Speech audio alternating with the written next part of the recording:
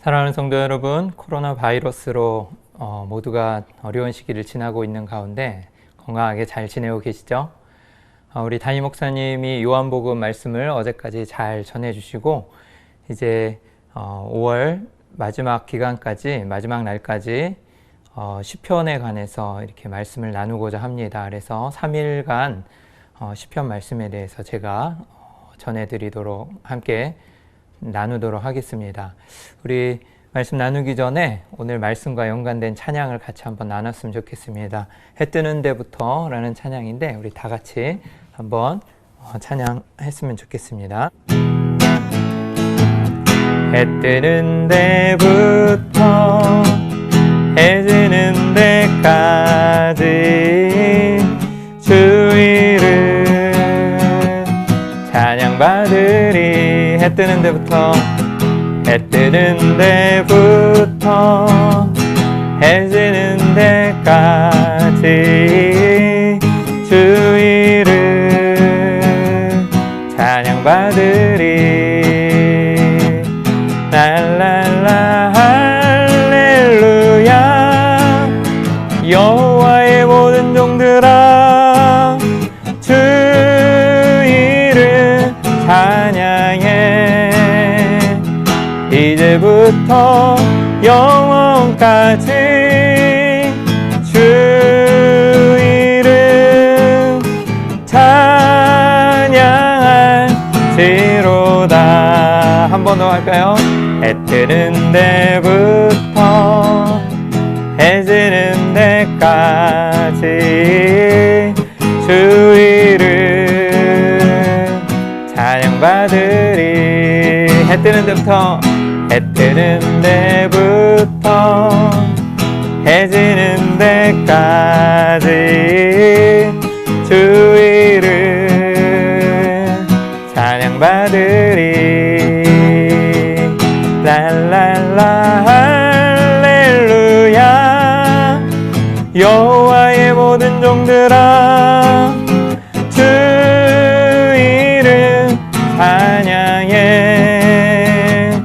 이제부터 영원까지 주 이름 찬양할지어다.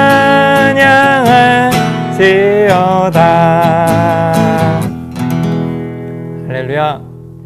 말씀 나누기 전에 제가 잠시 기도하도록 하겠습니다.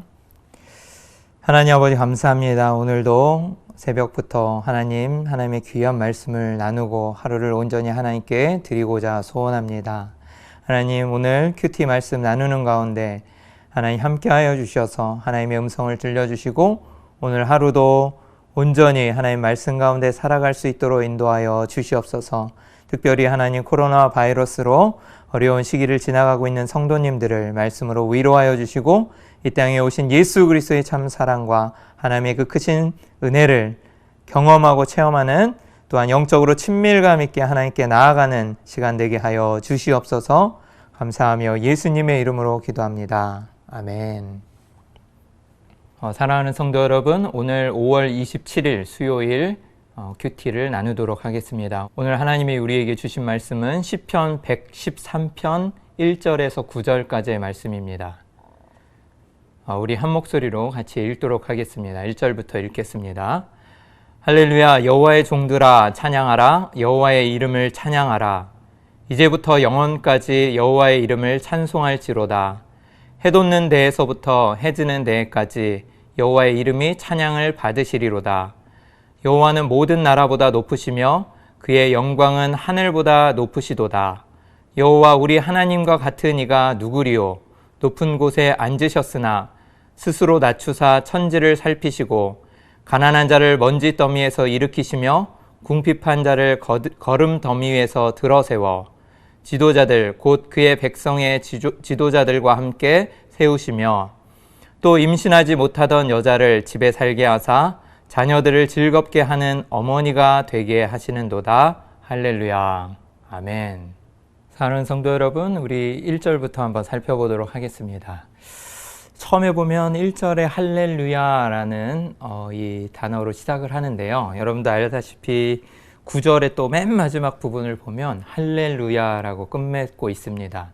그래서 이 시편은 지금 113편은 할렐루야라 그래서 여러분 이 뜻을 잘 알고 계시잖아요. 하나님을 찬양하라. 그래서 그분의 높으신과 광대하심을 찬양하라 라는 말로 시작해서 맨 마지막에 다시 하나님을 찬양하라 라는 이 찬양의 고백을 담고 있습니다. 어떻게 보면 오늘 여러분들에게 하나님이 알맞게 딱 주시는 말씀인 것 같기도 해요. 여러분 집에 계시면서 지금 여러 가지로 답답하시고 또 힘드실 수가 있으실 텐데 그 가운데서도 하나님께 주시는 평안과 위로 그리고 정말 하나님을 찬양하는 그런 우리의 삶이 되기를 소망합니다. 그래서 오늘 하루도 이따 마지막에도 한 번 더 말씀드리겠지만 정말 할렐루야 그래서 하나님을 높이는 그 찬양으로 시작해서 정말 할렐루야로 끝맺는 오늘 하루가 되시기를 주님의 이름으로 소원합니다. 그래서 1절에 보면 할렐루야로 시작해서 여호와의 종들아 찬양하라 라고 말씀하고 계세요. 이 여호와의 종들아 라는 말은 우리 모든 믿는 자들을 가르치는 말입니다. 그래서 우리 모든 믿는 자들을 가리키면서 모든 하나님의 종들아, 모든 하나님의 성도들아, 하나님을 믿는 모든 자들아, 너희는 하나님을 찬양하라. 그리고 무엇을 찬양합니까? 여호와의 이름을 찬양하라 라고 말씀하고 계세요. 여러분 여호와의 이름이 성경에 여러 가지로 나와 있잖아요. 여호와 이레, 치료하는 여호와 라파, 임마누엘, 수많은 하나님의 이름들이 있는데 여러분들도 그 이름을 정말 하나님의 그 전능하심과 그 이름을 삶에서 경험하고 살아가고 계십니까? 아브라함은 정말 예비된 그 아들 이삭을 번제물로 바치려고 갔을 때 그 번제물에 드릴 순양을 하나님께 준비해 주셨던 그 하나님 그리고 하나님의 그 크신 사랑을 경험하여서 여호와 이레라는 하나님의 이름을 체험하였고 또 수많은 이름들을 정말 성경에 있는 그 선진들이 그리고 또 모든 우리 믿는 자들이 경험하고 있는데 여러분 그 이름 정말 하나님이 우리 삶 가운데 어떻게 역사하시는지 그것을 여러분들이 삶에서 좀 경험했으면 좋겠습니다. 그럴 때 정말 하나님의 이름을 드높이게 되고 그 여호와의 이름, 여호와 하나님의 이름을 찬양하게 될 수가 있는 것이에요. 그래서 이 모든 경건한 자들이 이제 하나님의 이름을 찬양하라라고 이야기하고 있습니다. 그리고 2절에 보면 이제부터 영원까지 여호와 이름을 찬송할지로다 라고 얘기하는데 지금부터 끊임없이 우리가 하나님 앞에 서는 그날 영원토록 하나님을 찬양하라는 말이기도 하고 또 3절에 해 돋는 데에서부터 해 지는 데까지 여호와의 이름을 찬양을 받으시리로다. 여호와의 이름이 찬양을 받으시리로다 라고 나와 있는데요. 여러분 해 돋는 데서부터 해 지는 데까지 그러면 여러분들이 아시다시피 시간적인 개념을 이야기하고 있는 겁니다. 그래서 해가 돋을 때부터 아침 지금 여러분들 큐티하는 해 돋는 시간부터 저녁에 이제 잠들기 전까지 하루 종일 하나님을 찬양하라는 의미도 있지만 이것은 시간적으로 영원히 하나님을 찬양하라는 의미이기도 해요. 그래서 정말 하나님의 찬양이 단순하게 한 번으로 그치는 것이 아니라 우리가 날마다 하나님을 찬양할 수 없는 상황일지라도 정말 하나님께서 바라시는 것은 계속해서 찬양하는 것보다도 그렇게 하려고 하나님을 바라보고 정말 영원히 주님의 이름을 찬양하는 것을 원하시는 것입니다. 그래서 정말 영원히 주님의 이름은 찬양을 받으시기에 합당하고 우리는 영원히 주님의 이름을 찬양해야 하는 것이에요. 그래서 이 시편의 저자가 여기서 하나님을 찬양하는 것을 주제로 계속해서 이야기하고 있는데 그럴 때 그 중심 주제는 하나님의 이름 그리고 주 예수 그리스도의 이름입니다.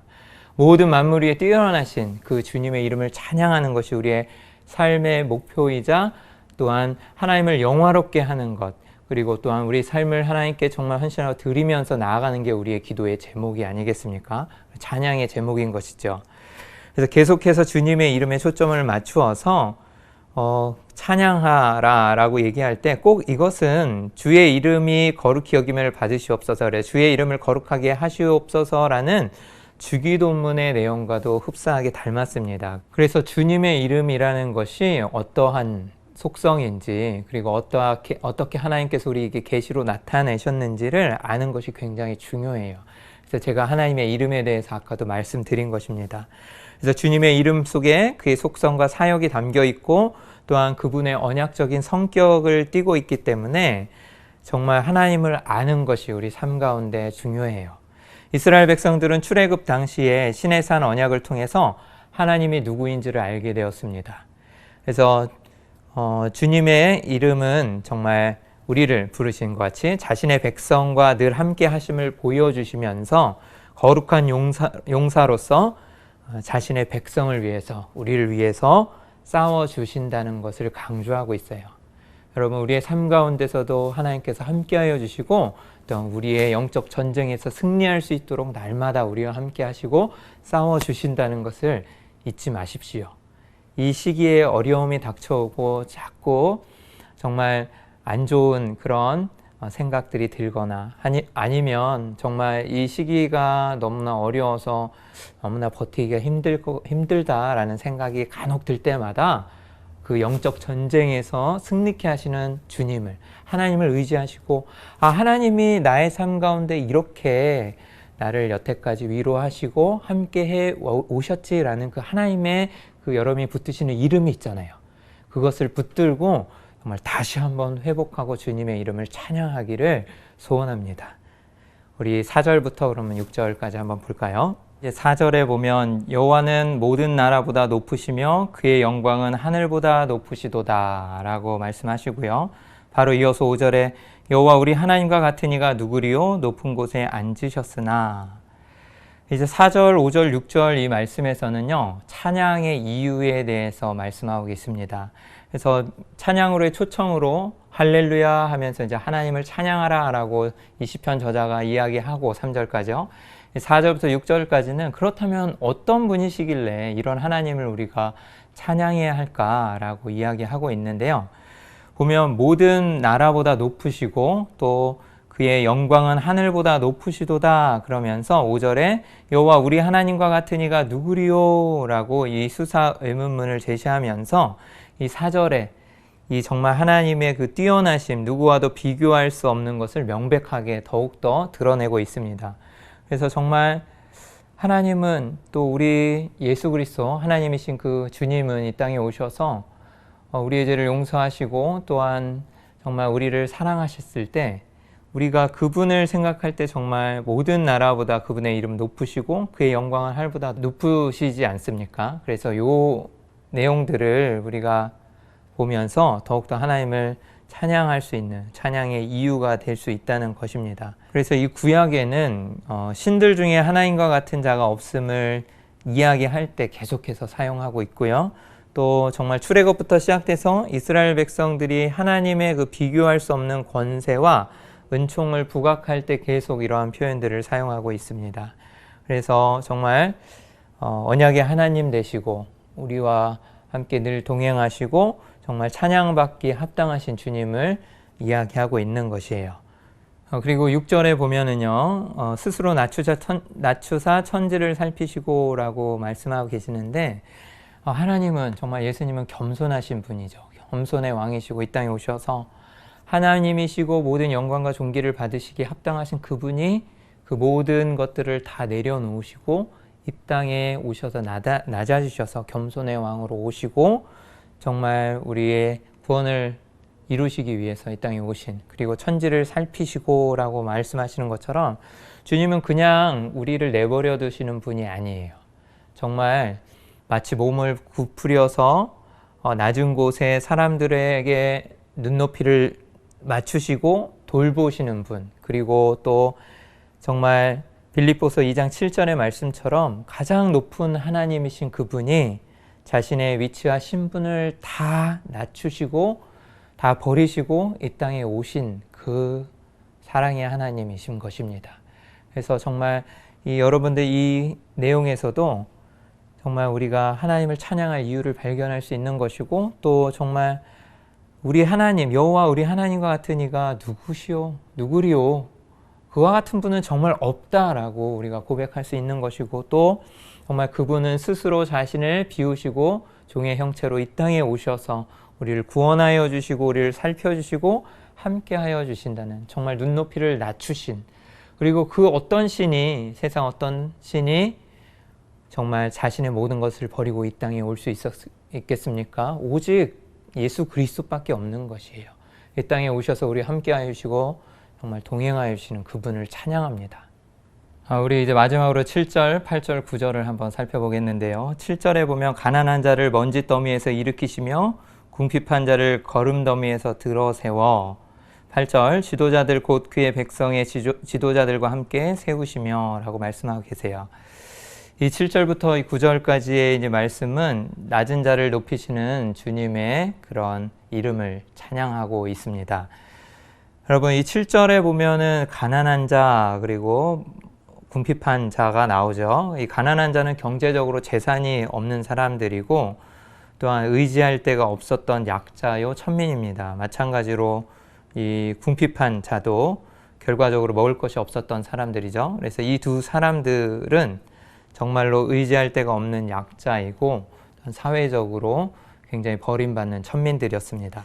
그들은 이 먼지구덩이와 거름더미로 상징되는 이 더럽고 추하고 비참한 곳에서 살고 있었어요.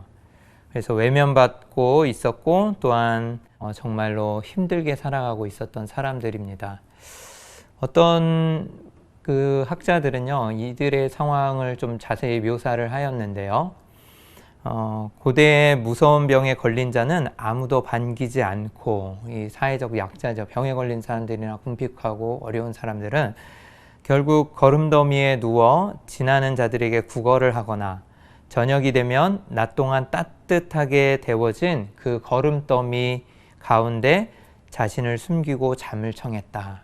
따뜻하게 데펴져서 따뜻하니까 그래도 그 거름더미에서 잠을 청하게 된 거죠.